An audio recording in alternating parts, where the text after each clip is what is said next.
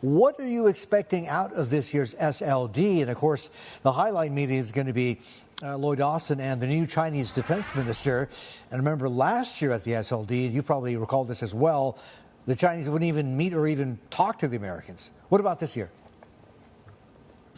Well, I mean, first of all, I think this year, for the first time in almost 18 months, so that's almost 2 years, we're going to see an opportunity for the top defense officials from the United States and China to have a substantial meeting. Now, how substantial it will be in terms of restoring communication channels at the highest level in the institutional sense, I think the jury is still out. I think people are still debating what can come out of it. But I think it's important to see that the top defense officials from the two countries meeting each other, having a constructive and cordial conversation and getting the ball rolling. I think the conversation between President Biden and President Xi Jinping last November in APEC summit was extremely important in breaking the ice after, of course, the tensions that really broke out between the two sides following former Speaker of the House Nancy Pelosi's visit to Taiwan.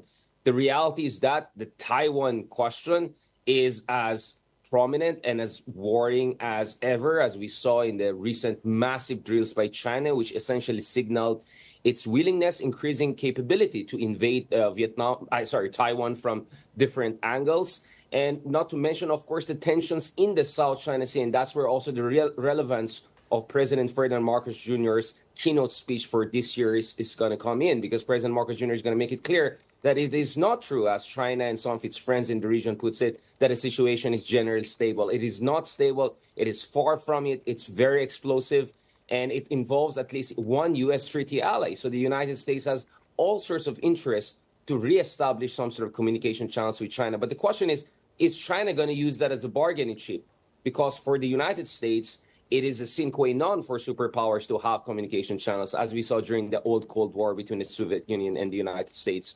But China seems to sometimes use communication channels as a bargaining chip. So it's interesting to see what's going to come out of that big conversation between the U.S. and American defense chiefs later on.